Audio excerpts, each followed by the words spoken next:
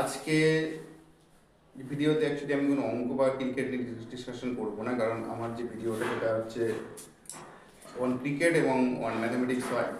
কিন্তু আজকের ভিডিওটাও শিক্ষার সঙ্গে যুক্ত রয়েছে অবশ্যই। এবং এই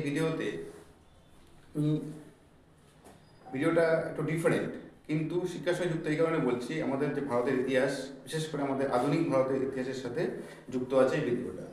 এই জন্য অবশ্যই ভিডিওটা ফার্স্ট থেকে শেষ পর্যন্ত দেখবে এবং দেখতে পারবে আমাদের একটা দর্শনীয় জায়গা, এটা আমাদের কলকাতাতে আছে, এবং যেটা হচ্ছে আলিপুর যে চিড়িয়াখানা, তার থেকে জাস্ট হাঁটা পথে ম্যাক্সিমাম 10 মিনিটস হাঁটা পথে, এবং তারা সেখানে যেতে পারো তোমরা। আমি বলছি এটা কার কথা বলছি, আমি বলছি আলিপুর জেল, যেটা এখন বর্তমানে হয়ে গেছে আলিপুর মিউজিয়াম।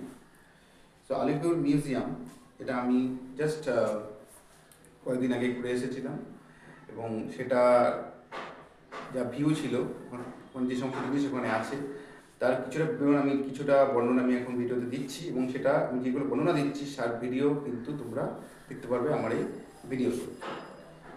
ওখানে আমি যা দেখলাম, আমরা যে ইতিহাসের কথায় পড়ে এসেছিলাম যে নেতাজি সুভাষচন্দ্র বোসকে জেলে রাখা হয়েছিল, এবং তিনি 9 মাস জেলে ছিলেন, প্রায় 9 মাস। সেটা দেখলাম, এবং দেখলাম ওখানে দেশবন্ধু চিত্তরঞ্জন দাসকে জেলে রাখা হয়েছিল, বলবো তিনিও শহীদ হয়েছিলেন আমাদের এই আধুনিক আমাদের স্বাধীনতা সংগ্রামে, তিনি শহীদ হয়েছিলেন। এবং এছাড়া ছিল পৃথ্বীদাদার ওয়াদ্দেদার। এরা হচ্ছে মহিলাদের অ্যাকচুয়ালি অনুপ্রেরণা দেখে বলবো আমি, কিভাবে প্রতিবাদ করতে হয়, কিভাবে ইংরেজদের অত্যাচারের বিরুদ্ধে তারা প্রতিবাদ করেছিল, সেটাও অ্যাকচুয়ালি তুলে ধরা হয়েছে এই আলিপুর মিউজিয়ামে।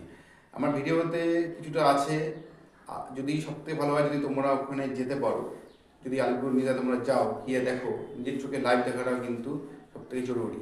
ভিডিওতে যতটা দেখা যাচ্ছে তার থেকে আরও ভালো দেখা যাবে নিজের চোখে লাইভ দেখা।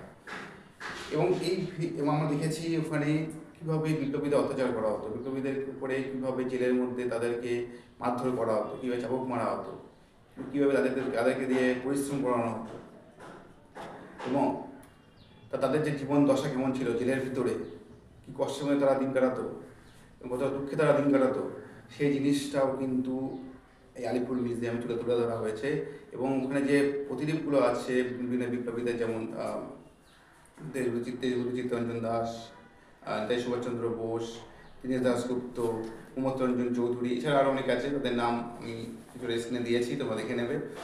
আর এবং ওখানে যে ফাঁসির কাঠ, সেটা ওখানে লেখা দেওয়া আছে, যে ওই ফাঁসির কাঠে যে সমস্ত শহীদদেরকে জড়ানো হয়েছিল, যারা শহীদ হয়েছে আর কি ফাঁসির কাঠে, তাদের লিস্ট ওখানে দেওয়া রয়েছে, তোমরা দেখতে পারবে।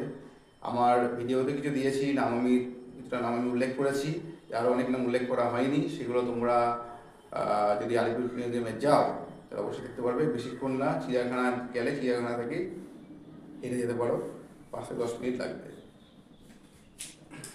তো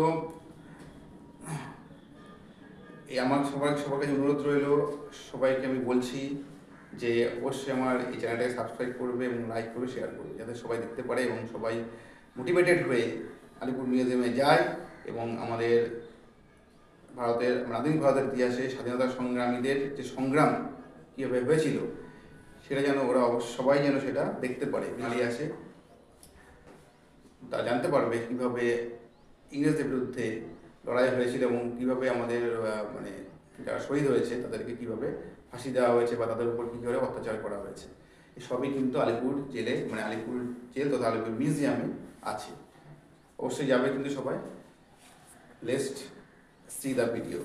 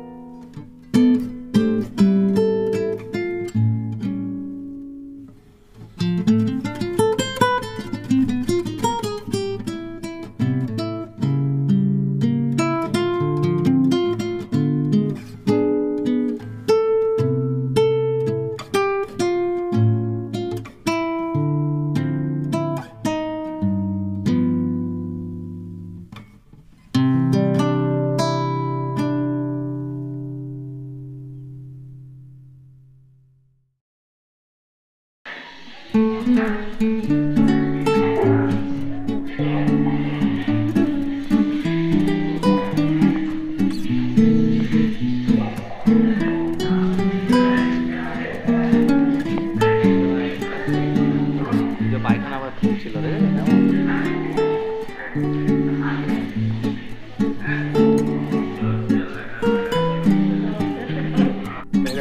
অনেক